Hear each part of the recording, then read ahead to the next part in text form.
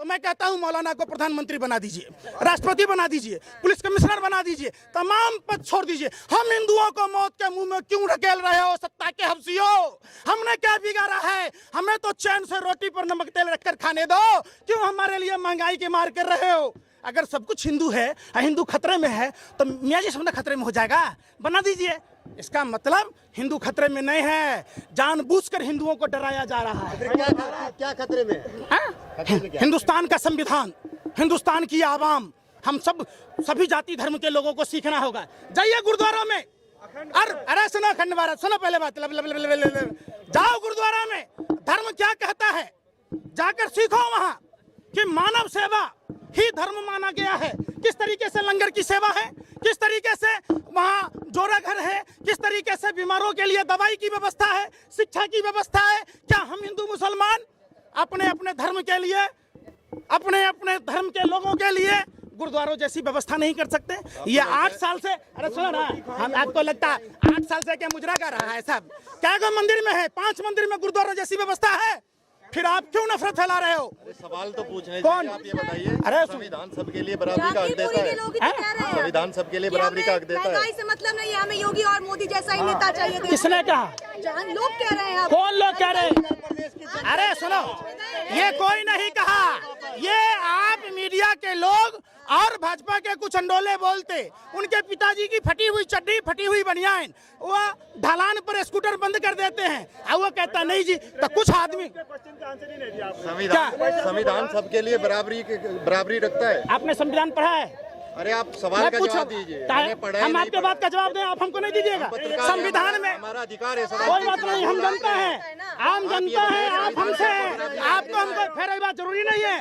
आप पत्रकार सारे गैंगस्टर की भूमिका निभाते, आप हाँ बिल्कुल, आप एक आतंकवादियों से 1000 गुना खतरनाक हो। आप लोगों ने देश की फिजा को खत्म कर दिया। आप लोगों ने अपने व्यापार करने के चक्कर में भारत का अमन भाईचारा कौन कर रहा?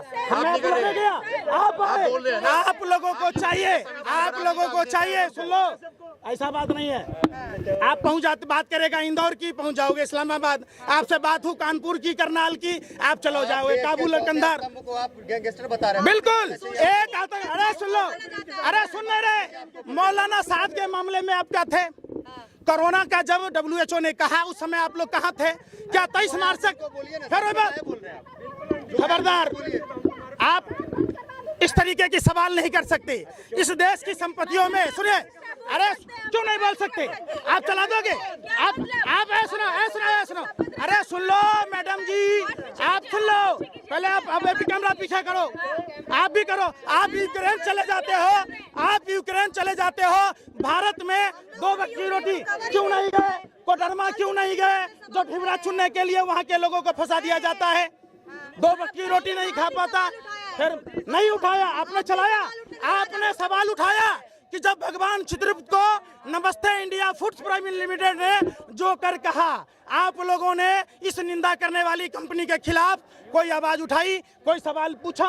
आपने सवाल पूछा कि रायबरेली में एक दलित युवक को पैर चटवाया गया, आप उस पर सवाल नहीं पूछे। आप सवाल पूछोगे हिंदुओं ने क्या कहा, मुसलमानों ने क्या कहा, आप पता किया? अरे सुनो पहले बात, हमारे ऑटो चालक भाइयों को देखो, CNG PNG के दाम बढ़ने के कारण इनको गाड़ी का किराया नहीं निकल रहा, वो नहीं दिखेगा। हमारे MCD के कर्मचारियों को देखो, NDMC के कर्मचारियों को देखो, वेतन नहीं मिल रहा। कौन सा धर्म कहता है? कहता है नमाज के टाइम में लाउड स्पीकर बजा देंगे भैया, तो तरावी कौन करेगा बे? रोजा कौन रखेगा?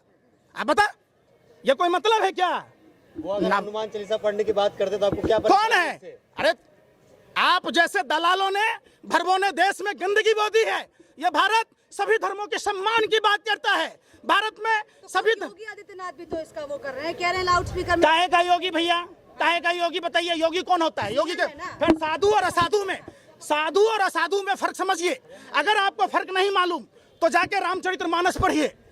जो दूसरों के लिए जीता है, जो दूसरों को समान नजर से देखता है, जो असमानता से देखता है, और साधु नहीं हो सकता है। यह हमारे प्रभु श्री राम ने कहा है। और राम के चरित्र को अपने जेहन में जब अपनाइएगा तो आप नफरत की बात नहीं करेंगे। आपको पता है, रामायण पढ़ा आपने?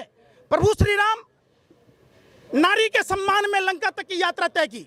प्रभु श्री राम मातृदेवो भव पितृदेवो भव को पूरा किया।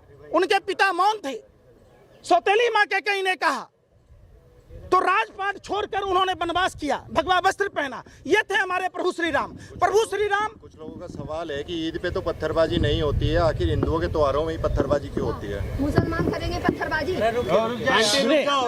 सवाल ये एक बहुत बड़ी साजिश है, देश को कमजोर किया जा रहा है। और ये सारी चीजों की घटना अगर सरकार चाहती तो सैटेलाइट फुटेज के आधार पर दूध का दूध पानी का पानी हो। सवाल सुनिए रहा अरे मसाला मत लगाइए। 5 ग्राम सुने, अरे सवाल अरे तो पूछ रहा हूँ ना, 5 ग्राम कोर्डियल क्रूज जहाज पर क्या वहाँ तटरक्षक नहीं थे? क्या वहाँ जांच अधिकारी नहीं थे? शाहरुख खान का बेटा आर्यन खान चूंकि कोर्डियल क्रूज जहाज में था तो 5 ग्राम हेरोइन पर नागिन डांस कर रहे थे। अडानी के पोर्ट पर जो 30,000 टन पकड़ा गया 2 कंटेनर, तो आप कहाँ थे? आप कहाँ थे? आप बताइए। अरे सुन तो लो बेशर्मो, आप यूपी के रायबरेली में सुनो पहले, सुनो फिर बात, फिर वो भी हिंदू है। अरे सुनो, सुन नहीं रहे, सुनो पहले। प्रधानमंत्री हिंदू, गृह मंत्री हिंदू, रक्षा मंत्री हिंदू, राष्ट्रपति हिंदू, पुलिस कमिश्नर हिंदू, देश के तमाम संवैधानिक पदों पर बैठे लोग अगर हिंदू, तब हिंदू खतरे में है।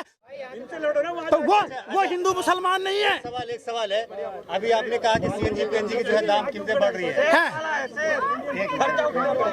जो मोदी जी के जो समर्थक है, भाजपा के जो समर्थक है, वो कह रहे हैं यूक्रेन में जो युद्ध हो रहा है उसकी वजह से महंगाई बढ़ रही है। उत्तर प्रदेश में जब चुनाव हो रहा था तो उत्तर प्रदेश चुनाव के समय महंगाई क्यों नहीं बढ़ रही थी?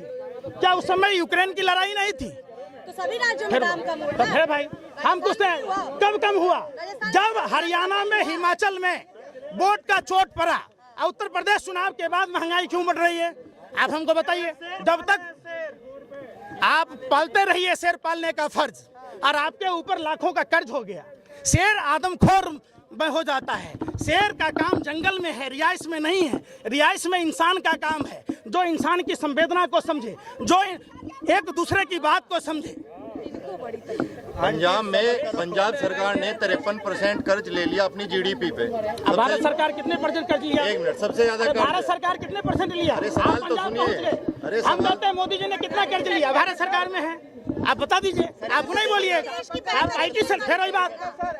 देश की बेहतरी के लिए सरासर गलत है। इन लोगों को लगता है कि MCD में जो 14 साल रहते हुए जिन वाल्मीकि ऋषि ने हमारे रामायण लिखे, उन समाज के लोगों को जिनको परमानेंट करना था उनको आज तक परमानेंट नहीं किया गया।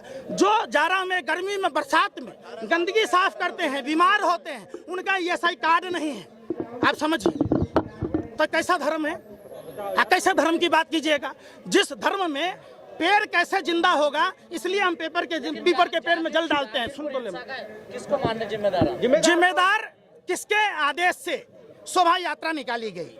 शोभा यात्रा का परमिशन था तो प्रशासनिक अधिकारी तो निश्चित तौर पर समझ लीजिए, निश्चित तौर पर चाहे वो हिंदू हो या मुसलमान हो, एक तरफा कार्रवाई नहीं होनी चाहिए। दोनों पक्षों पर कार्रवाई होनी चाहिए। CCTV फुटेज के आधार पर ये खंगाले जाने चाहिए, क्योंकि CCTV का फुटेज असली चीजों को दिखाएगा।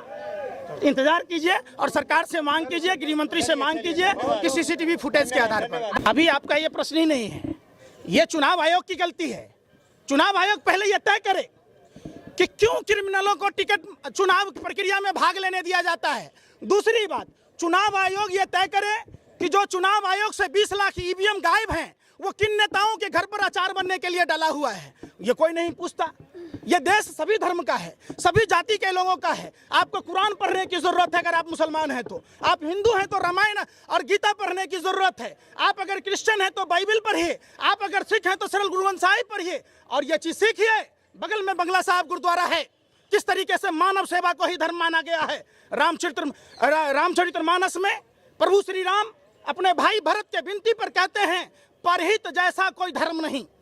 परहित को धर्म मानते हुए भगवान सूर्यदेव अपने दिव्य ज्योति से आलोकित करते हैं। वायु सांस देती है, ये पेड़ जो वायु देती है जिससे आप जीवित रहते हैं। चंद्रमा शीतलता प्रदान करती है, पानी जीवन जीने की कला सिखाती है। तो जब हमारे भगवान कहते हैं, पहली बार ऐसा हो रहा है कि नरेंद्र मोदी के शासन में, निकम्मे निठल्ले प्रधानमंत्री के शासन में सिर्फ और सिर्फ चुनावी प्रक्रिया को ध्यान में रखा गया है। भारत में अगर जाति और धर्म के हिसाब से नफरत चलेगा तो हमारा देश कमजोर होगा। हमारे देश को अगर मजबूत करना है तो भारत के सभी जाति और सभी धर्म के लोगों को एक होकर लड़ना होगा। इन जो गोरे अंग्रेजों की दलाली करने वाली शक्तियां हैं, देश में नफरत की कोई जगह नहीं है। भूख सबको लगती है, प्यास सबको लगता है, सबके लिए स्कूल चाहिए, सबके लिए अस्पताल चाहिए। आप बताइए, धार्मिक जुलूसों में हथियारों का क्या काम है? कौन लोग हैं? अमित शाह ने तो अब जांच की कहा ही है ना कि जिसने ये दंगे भड़काए हैं उसके लिए सख्त से सख्त कार्रवाई होनी चाहिए। जांच की तो उन्होंने बात कह ही दी है। अब अमित शाह का बेटा बीसीसीआई का सेक्रेटरी बनेगा, हमारा बेटा धार्मिक झंडा ढोएगा? आप पूछे, आप किस आधार पर बना भैया? किस आधार पर? समझिए, देश की जनता को समझना होगा। सभी जाति सभी धर्म के लोगों को इकट्ठा होना होगा। हम धर्म के लिए नहीं, धर्म हमारे लिए है। हम धर्म के लिए पैदा नहीं लिए हैं, धर्म हमारे लिए है। धर्म एक सभ्यता है, संस्कृति है, जीवन जीने की कला सिखाती है।